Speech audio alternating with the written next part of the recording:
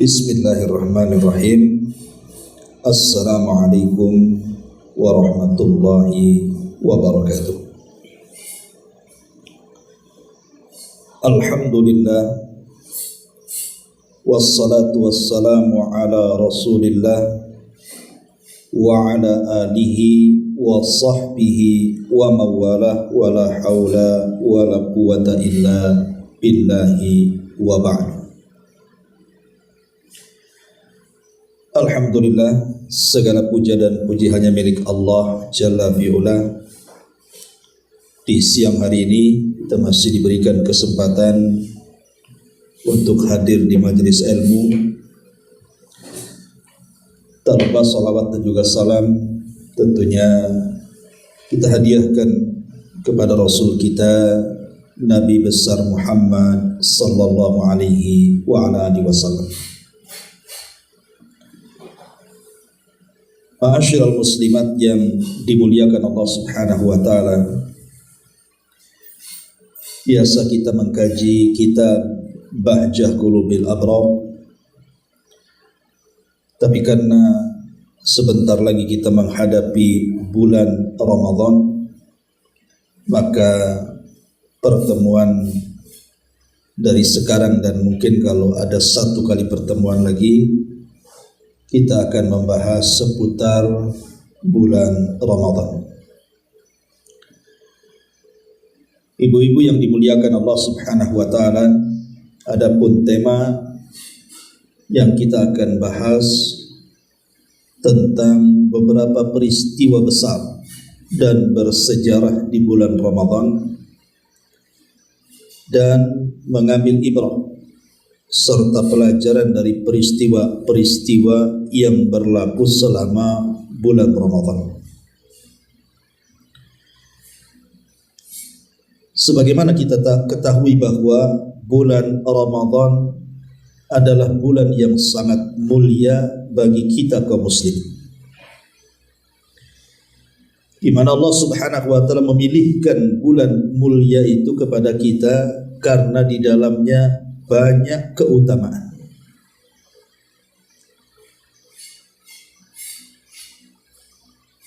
Adapun yang berkaitan dengan tema yang kita akan bahas, kita akan membahas tentang sejarah dulu. Apa saja yang berlaku di zaman Nabi sallallahu alaihi wasallam selama berlalunya bulan Ramadan. Tidak memperpanjang mukaddimah. Pertama, peristiwa yang sangat besar sepanjang sejarah Ramadan. Bahkan peristiwa inilah yang mengangkat kenapa Ramadan menjadi mulia bagi kita. Peristiwa itu disebut dengan nuzulul Quran, turunnya wahyu Al-Quran. Ma'asyiral muslimat yang dimuliakan Allah Subhanahu wa taala. Kita tahu bahwa Al-Quran ini adalah mukjizat terbesar yang Allah Subhanahu wa taala anugerahkan kepada Rasul kita Nabi besar Muhammad sallallahu alaihi wasallam. Sebelumnya sudah ada wahyu-wahyu yang turun kepada para nabi dan rasul seperti Taurat, Zabur, Injil.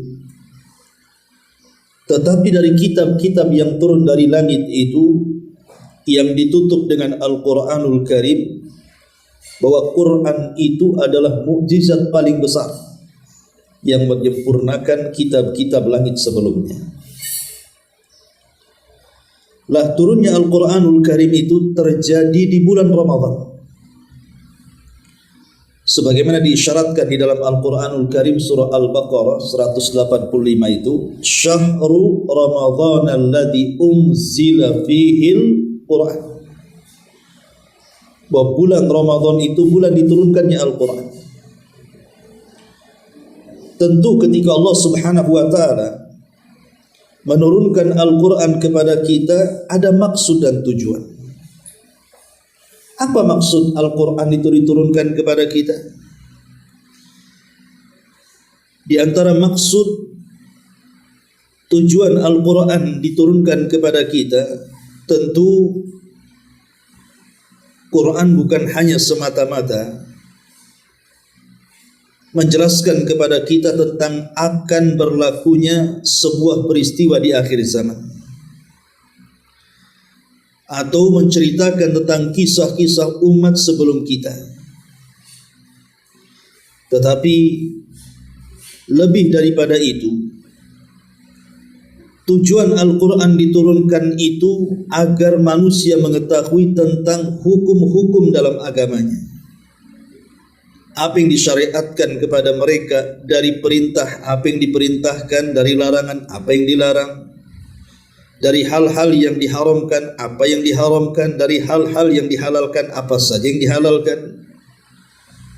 Jadi Al-Quran itu diturunkan sebagai petunjuk, bimbingan, supaya kita tidak tersesat. Makanya kemudian ayat yang tadi saya baca ada lanjutannya, huda linnasi wa bayyinatin minal huda wal furqan, bahwa Al-Quran itu diturunkan sebagai petunjuk. Artinya petunjuk itu bimbingan. Yang tadinya jahil menjadi alim, yang tadinya tidak tahu bagaimana cara menyembah Allah Subhanahu wa taala, akhirnya tahu dia cara menyembah Allah yang sesungguhnya. Ini yang pertama, bahwa Al-Quran itu tujuannya diturunkan adalah sebagai petunjuk, supaya manusia tidak buta mengenal Allah Subhanahu wa taala. Kemudian yang kedua, tujuan Al-Quran diturunkan itu untuk tashihul akidah, memurnikan akidah. Karena kita tahu bahwa di zaman Nabi SAW, Rasul diutus kepada umat para penyembah berhala. Ada yang menyembah Lata, ada yang menyembah Uzza, ada yang menyembah Manat, ada yang menyembah Hubal, ada yang menyembah Saif dan juga Nailah, dan macam-macam berhala yang disembah di zaman itu. Dengan kata lain, agama orang-orang musyrik atau agama orang-orang jahiliyah itu agama yang menyekutukan Allah Subhanahu wa taala. Lah turunnya Al-Quran kepada Rasul untuk membimbing manusia agar akidah mereka lurus, agar mereka hanya mentauhidkan Allah, tidak menyekutukan Allah dengan yang lainnya. Itulah tujuannya. Dan ini tujuan utama semua para nabi diutus. Makanya Allah Subhanahu wa taala berfirman, wa laqad ba'atsna fi kulli ummatir rasulan an ibudullaha wajtanibut taghut. Dan kami mengutus pada tiap-tiap umat ini seorang rasul, kata Allah. Tugas mereka adalah mendakwahkan tauhid, sembahlah Allah dan jauhi sesembahan selain daripada Allah Subhanahu wa taala. Jadi tujuan kenapa Allah turunkan Al-Quran adalah untuk menata hati mentauhidkan Allah, menata hati menanamkan keimanan, agar manusia tidak menyembah kecuali kepada Allah Subhanahu wa taala. Masalahnya, mungkin orang yang sudah masuk Islam, saya yakin mereka tidak akan kembali menyembah berhala seperti orang-orang jahiliyah menyembah berhala, kan? Dan mungkin tidak akan ada lagi Lata, Uzza, Manat, Hubal, Saif dan Nailah, karena semua sudah dihancurkan di zaman Nabi SAW. Tetapi rupanya berhala-berhala itu berganti dengan berhala yang lainnya. Kalau dulu mungkin ada Hubal, boleh jadi sekarang diganti dengan jimat-jimat yang diyakini bahwa jimat itu mendatangkan manfaat atau boleh jadi mencegah madarat. Seperti ucapan mereka, gara-gara cincin yang kupakai usaha saya lancar, gara-gara jimat yang saya beli dari mbah dukun ini dilirik gadis-gadis, nenek-nenek saja suka, rupanya manjur peletnya. Gara-gara jimat ini dan itu usaha saya lancar. Gara-gara saya diberikan amalan ini dan itu oleh Mbah Dukun, jabatan saya naik, dan begitu seterusnya. Inilah berhala modern yang menggantikan Lata, Uzza, Manat dan Hubal. Harusnya setelah diturunkannya Al-Quran kepada kita, akidah kita lurus, tidak menyembah kecuali kepada Allah, tidak menggantungkan hati kepada jimat, kepada tangkal, kepada dukun, kepada kuburan wali dan yang semacamnya. Karena tujuan Al-Quran diturunkan itu tashihul aqidati wa tauhid, dalam rangka membersihkan kesyirikan dengan membenahi akidah dan tauhid. Ini tujuan yang kedua. Tujuan yang ketiga, bahwa Al-Quran diturunkan itu untuk ikhrajun nas minadh dhulumati ilan nur, mengeluarkan manusia dari kegelapan menuju cahaya, mengeluarkan manusia dari kebodohan menuju ilmu. Karena dahulu sebelum Al-Quran turun, orang-orang jahiliyah itu di atas kerusakan yang luar biasa, yang kuat menindas yang lemah.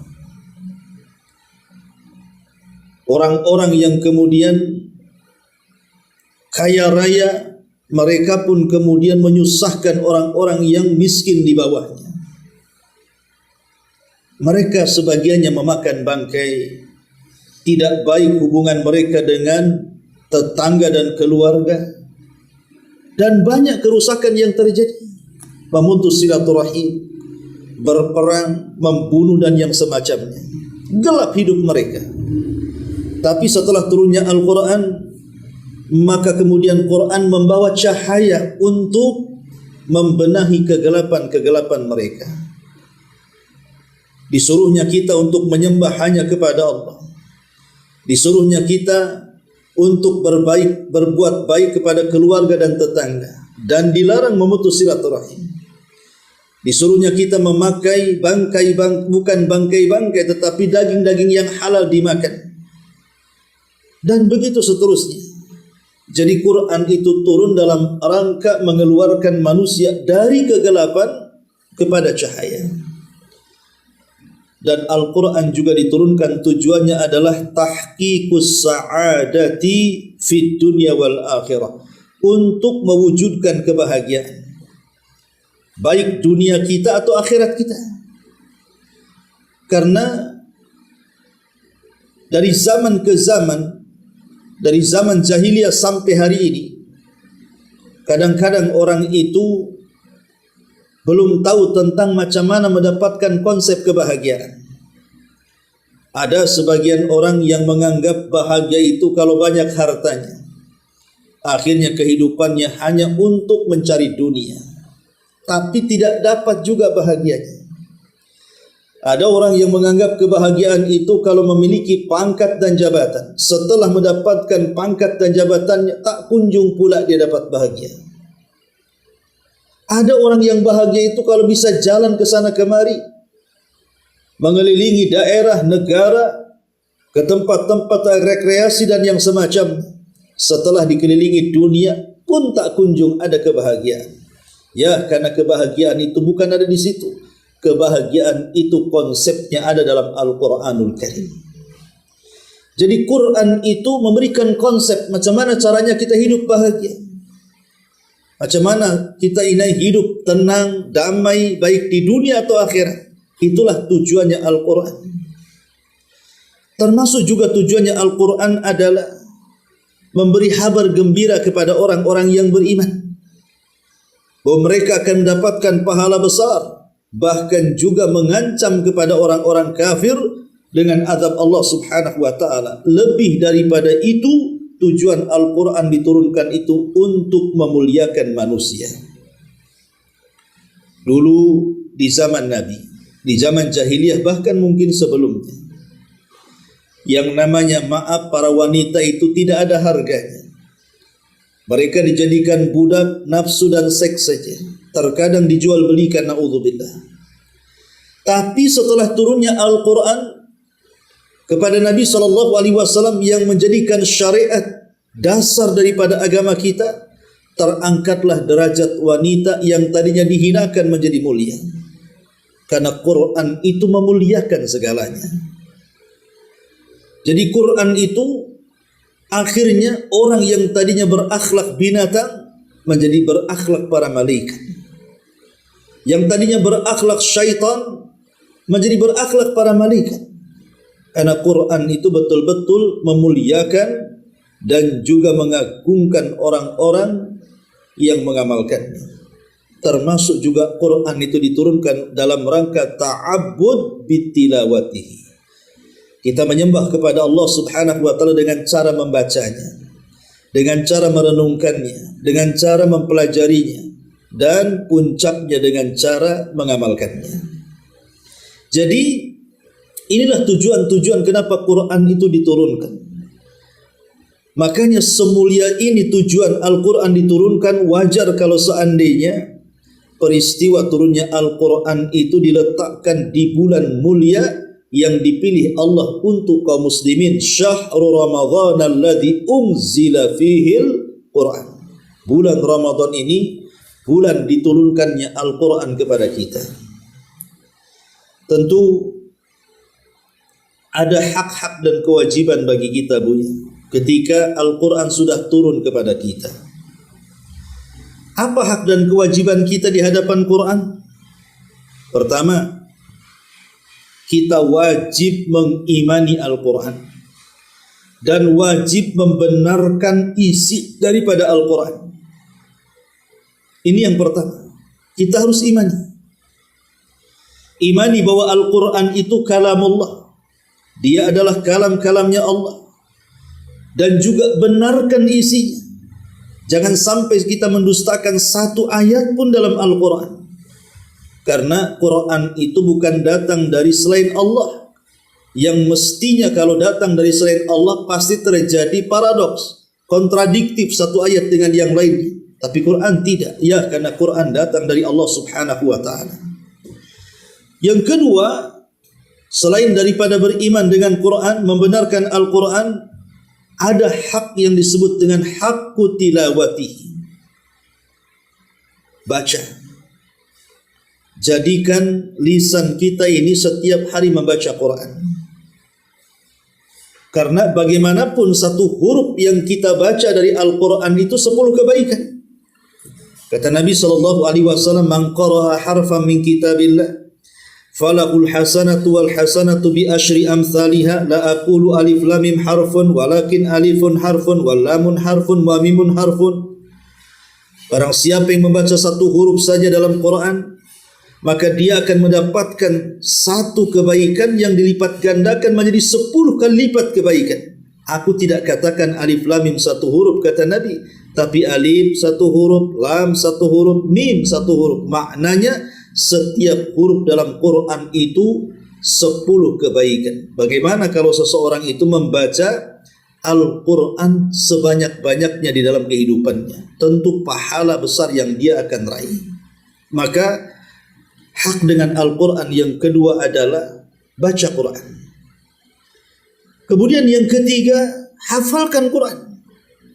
Kalau bisa bukan hanya sekedar membaca, menghafalkan juga. Karena bagaimanapun kita berhajat dengan hafalan Quran itu. Kapan itu? Saat kita sholat, kita baca Quran.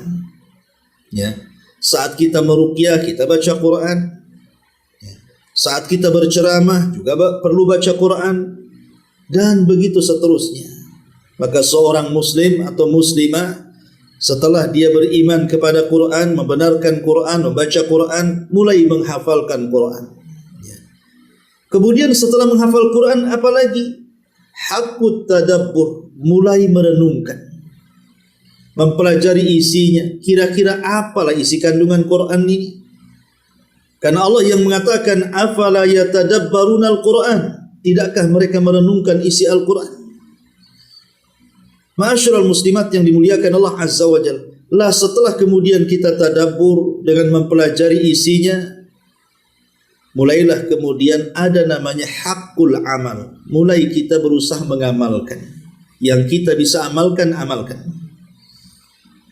Karena bagaimanapun mengamalkan sebuah pengetahuan itu sangat dianjurkan. Karena Imam Ghazali sampai mengatakan an-nasu mauta illal alimun wal alimuna niyamun illal amilun. Manusia itu pada hakikatnya mati sampai dia punya ilmu. Tapi banyak orang yang berilmu tidur karena dia tidak mengamalkan ilmunya. Maka amalkan setelah tadabbur Al-Quran. Kemudian apalagi setelah kita mengamalkan, berusaha kepada Quran itu haqqut tahakum ilal Quran, berhukum dengan isi Al-Quran. Kalau seandainya ada masalah, apakah masalah dunia ataupun masalah agama, maka kembalikan solusinya kepada Al-Quranul Karim. Jangan mengembalikan solusi kepada selain Quran. Kepada adat diselesaikan secara adat, kepada akal diselesaikan dengan otak. Bukan. Karena Allah yang mengatakan afa hukmul jahiliyati yabghun. Apakah hukum-hukum jahiliyah yang kalian cari menyelesaikan masalah kalian? Kita umat Islam punya Quran. Fa in tanaza'tum fi syai'in farudduhu ila Allahi wa Rasul. Kalau kalian ada masalah, kembalikan kepada Allah alias Quran dan kepada Rasul alias sunnah Nabi sallallahu alaihi wasallam. Termasuk juga haqqut ta'zim wal ijlal. Di antara tuntutan Al-Quran juga adalah kita mengagungkan. Kita mengagungkan Al-Quran, memuliakan Al-Quran, jangan merendahkan Quran. Seperti orang yang menginjak Al-Quran, orang yang mengencingi Al-Quran, na'udzubillah, menulis Quran dengan darah haid seperti yang dilakukan paranormal, dan begitu seterusnya. Mereka tidak benar-benar mengagungkan Al-Quran, padahal Al-Quran itu harus diagungkan. Termasuk juga di antara tuntutan Al-Quran di sana ada haqqut tabligh. Kita juga disuruh untuk menyampaikan, artinya berdakwah, mengajak manusia, sampaikan Al-Quran. Sampaikan halal dan haram yang dijelaskan dalam Al-Quran. Sampaikan yang wajib, yang sunnah, yang makruh, yang haram dalam Quran. Sampaikan. Karena ada tuntutan Quran itu adalah haqqut tabligh. Termasuk juga haqqul istishfah. Kalau seseorang sakit, baik jasad atau ruh, maka Quran bisa dijadikan obat. Bukankah Allah yang mengatakan wa nunazzilu minal Qur'an ma huwa syifa? Dan kami turunkan Al-Quran itu juga bisa menjadi obat. Baik obat hati ataupun obat badan. Maka jadikan Quran itu bagian dari perobatan dalam kehidupan kita. Itulah di antara tuntutan Al-Quran yang harus kita pahami. Ma'asyiral muslimat yang dimuliakan Allah Subhanahu wa taala, maka peristiwa yang pertama di bulan Ramadan adalah nuzulul Quran. Turunnya wahyu Al-Quran kepada Nabi. Saat Nabi SAW di usia 37 tahun, belum pun diangkat menjadi Nabi. Nabi itu sudah stres melihat kelakuan orang-orang jahiliyah yang semakin hari semakin rusak. Akidahnya rusak, akhlaknya rusak, muamalahnya rusak. Jadi Nabi SAW fitrahnya itu menolak. Bagaimana cara memperbaiki mereka? Dari situ Rasul sudah tidak bergairah lagi untuk berbisnis. Maka Nabi SAW menghabiskan waktunya selama 3 tahun sebelum diangkat menjadi Nabi. Beliau pun mencari tempat-tempat sepi untuk tafakur. Sampai ketika usia beliau hampir di 40 tahun, 6 bulan sebelumnya Nabi selalu bermimpi. Dan mimpinya seperti falak subuh, di mana malam hari mimpi, besoknya pula jadi kenyataan. Sampai pada waktunya ketika usia dia sudah betul-betul menginjak 40 tahun dan posisi beliau sedang berada di Gua Hira di bulan Ramadan, tepat di tanggal-tanggal ganjil, tiba-tiba Allah mengutus malaikat Jibril. Dan itulah pertama Rasul berjumpa dengan Jibril dalam bentuk manusia. Masuk Jibril ke dalam gua. Kemudian Jibril pun tiba-tiba setelah bersalaman memeluk Rasul, membisikkan di telinga Rasul, "Iqra ya Muhammad." Baca wahai Muhammad. Tapi Rasul mengatakan ma ana biqari, aku tidak bisa baca. Tapi Jibril sampai 3 kali mengatakan iqra, iqra, baca, baca wahai Muhammad. Sekali lagi Rasul tidak mengatakan aku bisa baca, tapi dia mengatakan ma ana biqari, aku tidak bisa baca.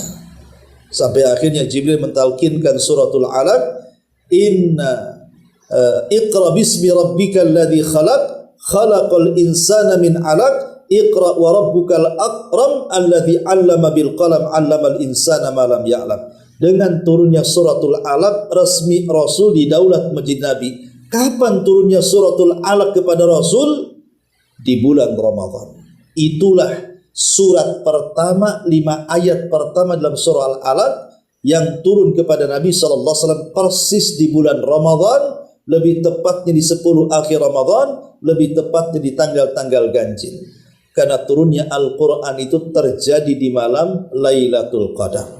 Inna anzalnahu fi Lailatul Qadar. Sungguh kami turunkan Al-Quran itu di malam Lailatul Qadar. Ini peristiwa pertama. Peristiwa besar yang mengangkat bulan Ramadan menjadi bulan mulia bagi kaum muslimin adalah dengan turunnya wahyu kepada Nabi SAW. Yang kedua, ya, di antara peristiwa besar di bulan Ramadan adalah terjadinya perang Badar Kubra. Terjadinya perang Badar ini yang merubah wajah kaum muslimin akhirnya disegani, dan dari perang Badar inilah berlanjut dengan perang-perang yang lainnya setelah Badar. Ya, ada yang menang, ada yang kalah. Tetapi beranjak dari perang Badar inilah Islam semakin menyebar di mana-mana. Karena ketika perang Badar ini kita tahu kan, Bu, yang memimpin peperangan ini langsung Nabi. Di sana ada Hamzah, di sana ada Abu Bakar, di sana ada Umar, di sana ada Ali, di sana ada Bilal, di sana ada Abdullah ibn Mas'ud, Al-Miqdad ibn Amr, Ubaidah ibn Al-Haris, dan banyak tokoh-tokoh kaum muslimin yang ikut serta bersama Nabi dan menjadi pemimpin di belakang Nabi. Sementara dari pasukan musuh langsung dipimpin sama Fir'aunnya umat ini. Siapa? Abu Jahal. Langsung memimpin perang. Utbah bin Rabi'ah, Umayyah ibn Khalaf, Syaibah ibn Rabi'ah, Al-Walid ibn Utbah, termasuk Uqbah ibn Abi Mu'aid, ikut memimpin pasukan orang-orang musyrik di Badar. Ketika itu secara logika, Bu, peperangan ini harusnya dikalahkan kaum muslimin. Peperangan ini harusnya kaum muslimin mengalami kekalahan maksudnya.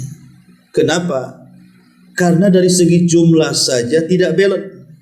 Bayangkan kekuatan orang-orang kafir Quraisy itu sampai 1.400 kurang lebih.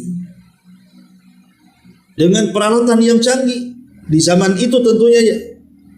Ada yang mengatakan mereka menunggangi 100 sampai 200 kuda gitu ya. Dengan tentara terlatih dari 1.000 tentara. Sementara kaum muslimin tidak banyak. Kaum muslimin ada yang mengatakan 340, ada yang mengatakan 313, ada yang mengatakan 314 orang. Subhanallah. Tapi memang logika peperangan tidak bisa dipikirkan dengan akal pikiran. Semua atas izin dan kehendak Allah. Walaupun kaum muslimin ketika itu sangat sedikit jumlahnya, 300 lebih, melawan 1.000 lebih dengan persenjataan yang canggih, dipimpin oleh jenderal-jenderal Quraisy. Tetapi biidznillah perang Badar itu dimenangkan kaum muslimin. Saking ketakutannya Rasul di perang Badar ini, sebelum kejadian perang malamnya Rasul istighatsah meminta pertolongan kepada Allah. Sampai Rasul mengatakan, Allahumma intahlik hadhil isabah falan tu'bad abada. Ya Allah, kalau kau hancurkan kelompok yang sedikit, selesailah, tidak ada orang yang menyembah kau lagi. Tetapi Allah subhanahu wa ta'ala menunjukkan kekuatannya, dan Allah kirim malaikat-malaikat untuk menolong Rasulnya, dan akhirnya perang Badar ini menjadi kemenangan bagi kaum muslimin. Apa hikmah di balik perang Badar terjadi bulan Ramadan? Mereka sedang berpuasa dan Allah menangkan. Artinya bahwa Ramadan itu adalah syahrul jihad, bulan Kita ini berjihad. Bukan bulan malas-malasan, bukan bulan tidur-tiduran, bukan bulan pengangguran. Tidak. Ramadan ini syahrul jihad. Bulannya kita berjihad. Jihad dari apa? Di bulan Ramadan itu, Bu, kita tahu tantangan di bulan Ramadan yang akan membatalkan atau boleh jadi mengganggu ibadah kita itu kan faktornya 3, Bu. Faktornya 3. Pertama, hawa nafsu. Yang kedua, syaitan. Dan yang ketiga, orang-orang kafir. Adapun dari hawa nafsu lahirlah syahwat. Adapun dari syaitan lahirlah syubhat.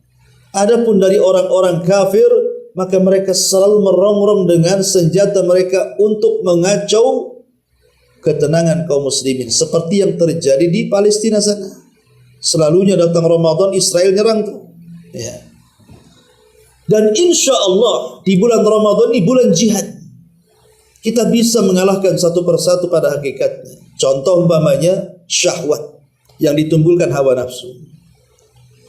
Kita tahu bahwa syahwat itu kan pangkalnya 5. Pertama, kemaluan. Yang kedua, perut, makan dan minum. Yang ketiga, lisan, banyak bicara. Yang keempat, pergaulan, banyak ngobrol sana sini. Yang kelima adalah mata, banyak tidur akhirnya malas. Banyak kebaikan luput karena orang tidur itu tidak sadar berapa jam dia tidur. Itulah 5 pangkal daripada tersurutnya syahwat yang bisa mengganggu ibadah kita selama Ramadan. Tapi biiznillah, dengan izin Allah, maka kita bisa atasi itu 5 syahwat itu dengan cara apa? Puasa. Karena umumnya puasa ini bisa memutus syahwat. Makanya Rasul mengatakan kepada anak-anak muda itu, hei anak-anak muda, siapa yang sanggup puasa, puasa kau. Kalau tidak sanggup, wahai anak-anak muda, kalau kalian sanggup menikah, menikahlah kalian. Karena itu bisa menundukkan pandangan dan bisa menjaga kemaluan. Tapi kalau tidak bisa, kata Rasul, berpuasa. Karena puasa itu benteng antara kita dengan syahwat. Lihat, puasa ini bisa mengalahkan syahwat kemaluan. Puasa juga bisa mengalahkan syahwat perut, makan dan minum. Karena orang berpuasa secara otomatis tidak makan dan minum. Artinya syahwat perut sudah bisa diatasi dengan puasa itu. Termasuk juga syahwat yang ditimbulkan dari lisan. Ngobrol sana sini, menggibah sana sini, namimah sana sini, mendengki sana sini. Maka di bulan Ramadan biasanya lisan kan agak sulit kan, Bu, untuk banyak bicara itu. Sebab kalau banyak bicara nanti haus kan, Bu. Ujung-ujungnya apa? Ngumpulin ludah, nelen. Karena haus. Ya. Sehingga orang yang puasa itu sedikit bicaranya dia.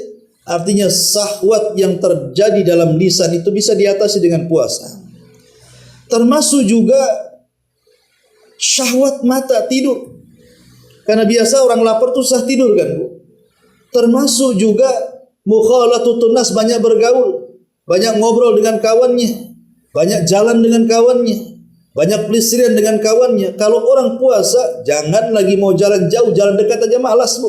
Apalagi tengah siang, matahari terik matahari kan gitu. Panas pula, kering kelontang, lebih baik ngademlah di kamar. Jadi syahwat bergaul dengan manusia pun teratasi dengan puasa. Itulah syahrul jihad. Itulah bulan kita jihad melawan syahwat. Ini yang pertama. Yang kedua, jihad melawan syaitan. Di bulan Ramadan itu bisa kita lawan syaitan. Pertama, karena syaitan itu disebutkan dalam hadis diikat dan diborgol. Kata Nabi SAW, "Idza ja'akum Ramadan futihat abwabul jannah wa ghuliqat abwabun niran wa sufidati syayatin." Apabila datang bulan Ramadan, terbukalah pintu sorga, tertutuplah pintu neraka, setan pula diikat dan dibelenggu. Artinya, kalau kita melawan musuh dan musuhnya terikat, kan mudah kita melawannya, Bu. Lain kalau musuhnya tidak terikat. Musuhnya tidak terikat, kalau kita menyerang lebih mudah karena dia tidak bisa melawan. Ini yang pertama. Yang kedua, Ramadan itu kan syahrul Quran, bulannya Quran, dan setan itu paling takut dengan Quran. Siapa yang membaca surah Al-Baqarah, lari itu setan.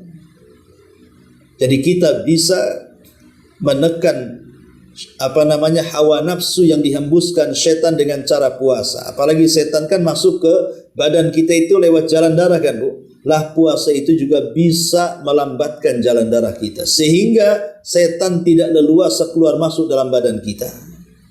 Ini yang kedua. Yang ketiga, melawan orang-orang kafir. Setiap peperangan yang terjadi di bulan Ramadan itu selalu dimenangkan. Ya, dan ini bagian daripada peristiwa-peristiwa yang terjadi di bulan Ramadan. Contoh namanya perang Badar yang kita jelaskan, menang. Ya. Kemudian Fathu Mekah, pembebasan kota Mekah, yang dengan pembebasan kota Mekah murni Mekah dikuasai kaum muslimin. Dan hikmahnya setelah proses terjadinya Fathu Mekah itu banyak orang-orang kafir yang datang kepada Rasul masuk Islam, bahkan para pembesarnya. Sebut saja umpamanya Abi Sufyan masuk Islam. Ya. Kemudian juga putra daripada Abu Jahal, Ikrimah, masuk Islam. Kemudian Suhail ibn Amr masuk Islam. Safwan ibn Umayyah yang merupakan musuh Nabi masuk Islam. Termasuk Abu Quhafah, ayahanda Abu Bakar Siddiq radhiyallahu anhu juga masuk Islam setelah Fathu Mekah. Gara-gara Fathu Mekah, hidayah meluas kemana-mana. Wajar kalau dua pertempuran ini diabadikan dalam Quran, di mana Allah mengatakan idza jaa nasrullahi wal fath. Apabila datang pertolongan Allah di Badar, wal fath, dan juga Fathu Mekah. Bahkan di bulan Ramadan setelah peristiwa Fathu Mekah, banyak kabilah-kabilah datang kepada Rasul untuk mengislamkan diri-diri mereka. Makanya Allah lanjutkan ayatnya, wa ra'aitan nas yadkhuluna fi dinillahi afwaja. Kau lihat manusia berduyun-duyun datang kepada Rasul untuk mengislamkan diri mereka, dan itu terjadi di bulan Ramadan. Maknanya dengan kata lain bahwa Ramadan itu fursatun litaghyir. Ada kesempatan kita untuk berubah, untuk bertobat, untuk kembali kepada Allah. Karena peristiwa wufud di zaman Rasul, banyaknya kabilah-kabilah, banyaknya suku-suku setelah Fathu Mekah ini, yang mereka sebelumnya tidak masuk Islam, tiba-tiba mereka datang di bulan Ramadan dan menghadap Rasul, kemudian masuk Islam. Di sini kan ada faedah bahwa tobat di bulan Ramadan itu lebih mudah. Berubah di bulan Ramadan itu lebih mudah dibandingkan bulan-bulan yang lainnya. Karena pintu sorga dibuka, pintu neraka ditutup, setan telah diikat. Cemana tidak mudah seseorang itu bertobat. Ma'asyiral muslimat yang dimuliakan Allah Subhanahu wa ta'ala, ini peristiwa yang ketiga, nuzulul Quran, kemudian perang Badar, kemudian Fathu Mekah. Ya. Kemudian apalagi yang terjadi di bulan Ramadan adalah Fathul Andalus, pembebasan negeri Andalus, Cordova sana. Ya. Bayangkan Spanyol bisa ditaklukkan oleh orang Islam pada zaman siapa? Pada zaman Tariq ibn Ziyad. Jadi Tariq ibn Ziyad ini membawa pasukan besar, Bu, menyeberangi lautan. Ketika sampai di Andalus, kapalnya dibakar semua. Subhanallah. Seolah-olah Tariq ibn Ziyad sebagai panglima itu tidak mengizinkan pasukannya untuk balik, menang dalam kondisi mulia atau meninggal dalam kondisi syahid. Dibakar kapalnya. Tetapi dengan semangat jihadnya Tariq ibn Ziyad membakar dan mengobar semangat para prajurit, akhirnya Allah menangkan Andalus jatuh ke tangan kaum muslimin dan Islam menyebar di Spanyol sana. Tentu pada zamannya dulu ya. Kalau sekarang mungkin sudah berubah kan itu. Ini juga terjadi di bulan Ramadan. Termasuk juga peperangan Amuriyah. Jadi di bulan Ramadan pada zaman Khalifah Abbasiyah, ketika itu kebetulan yang memimpin adalah Khalifah Mu'tasim setelah runtuhnya dinasti Ma'mun. Jadi ada satu kota namanya Amuriyah dikuasai oleh orang-orang ahli kitab, oleh orang Nasrani. Ada peristiwa besar Ada wanita muslimah yang hidup di Amuria. Tiba-tiba kemudian dia dilecehkan kehormatannya. Jadi dia ditangkap, kemudian dimasukkan ke dalam penjara. Dalam penjara dilecehkan kehormatannya. Dibuka auratnya. Rupanya ada seorang muslim mendengar ketika wanita ini menjerit-jerit dan meminta pertolongan kepada Khalifah Mu'tasim dengan teriakan yang ma'ruf dalam sejarah, wa mu'tasimat wa mu'tasimat. Wahai Khalifah Mu'tasim, wahai Khalifah Mu'tasim, tolong aku. Prajurit Amuria hanya tertawa saja. Ngapain kau minta tolong kepada khalifahmu yang jauh nun di Baghdad sana, katanya. Rupanya Allah sudah takdirkan adalah salah seorang muslim yang mendengar teriakan itu. Kemudian dia bergegas kabur daripada Amuriyah menuju Baghdad. Sampai di Baghdad dia lapor kepada Khalifah Mu'tasim dan mengatakan, ya Khalifah, ada seorang wanita menjerit-jerit meminta pertolongan kepadamu karena dilecehkan kehormatannya. Subhanallah. Rupanya itu pula yang mendorong Khalifah Mu'tasim mengumpulkan pasukannya satu Baghdad. Semua pasukan kaum muslimin dikumpulkan. Diserangnya tuh Amuriyah. Akhirnya Amuriyah jatuh dan takluk ke tangan kaum muslimin. Subhanallah. Bagaimana zaman dulu membela hak wanita. Sampai berperang dan memerangi sebuah negara. Dan Allah menangkan dalam peperangan ini. Kapan itu terjadi peperangan Amuriyah?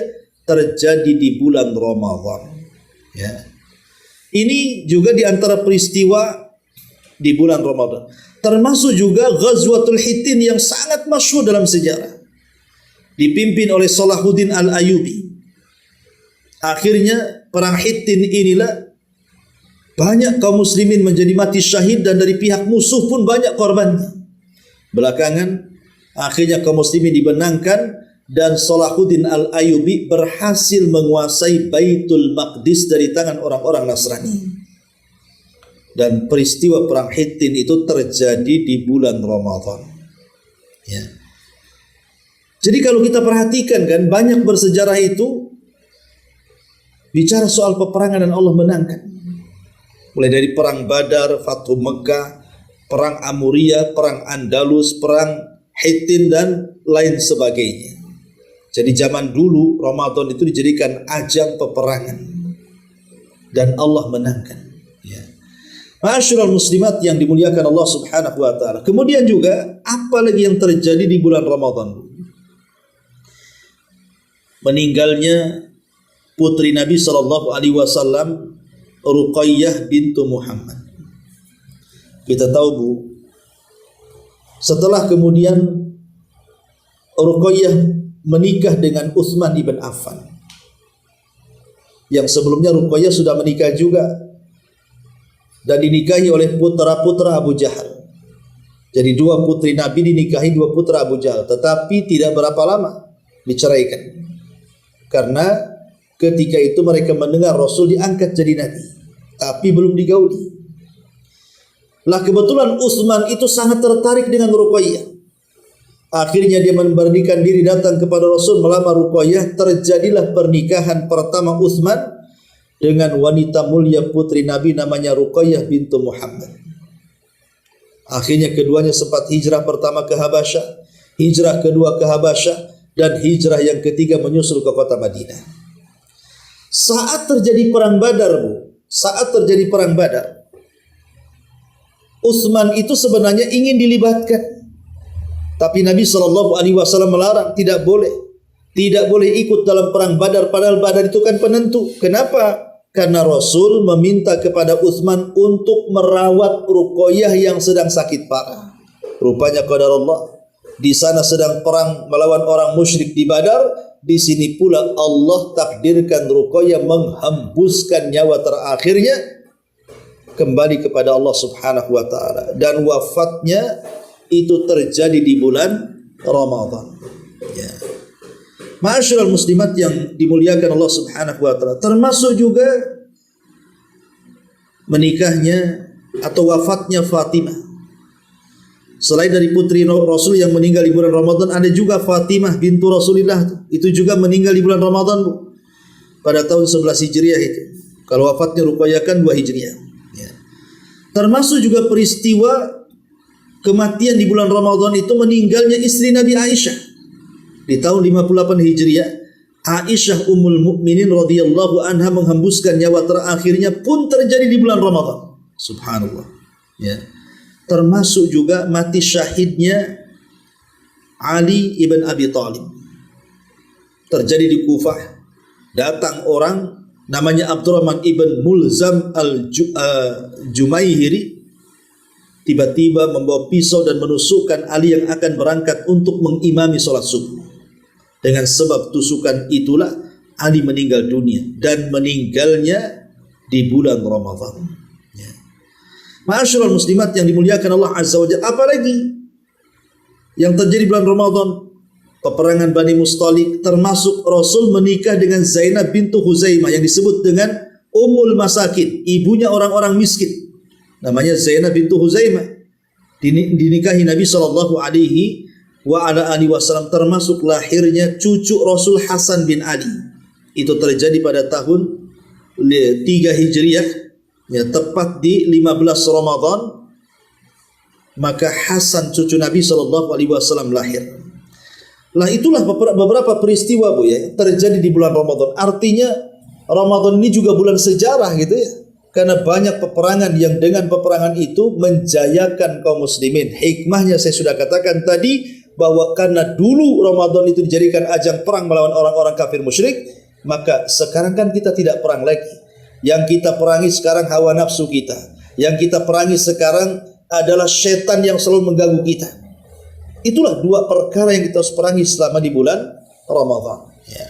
Ma'asyiral muslimin, muslimat yang dimuliakan Allah Subhanahu wa taala. Inilah di antara peristiwa-peristiwa penting yang terjadi di bulan Ramadan. Ya.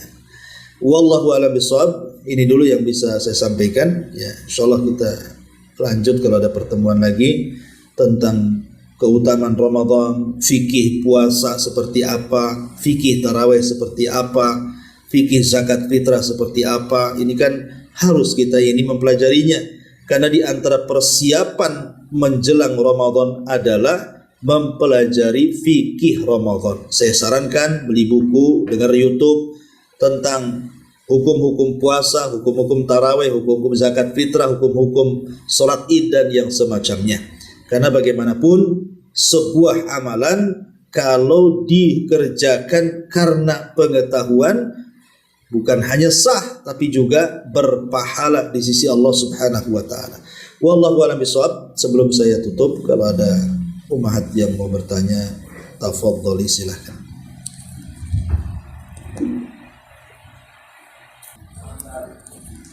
Alhamdulillah. Subhanaka wa bihamdika asyhadu an la ilaha illa anta astaghfiruka wa atubu ilaik. Wallahu ta'ala alam. Assalamualaikum warahmatullahi wabarakatuh.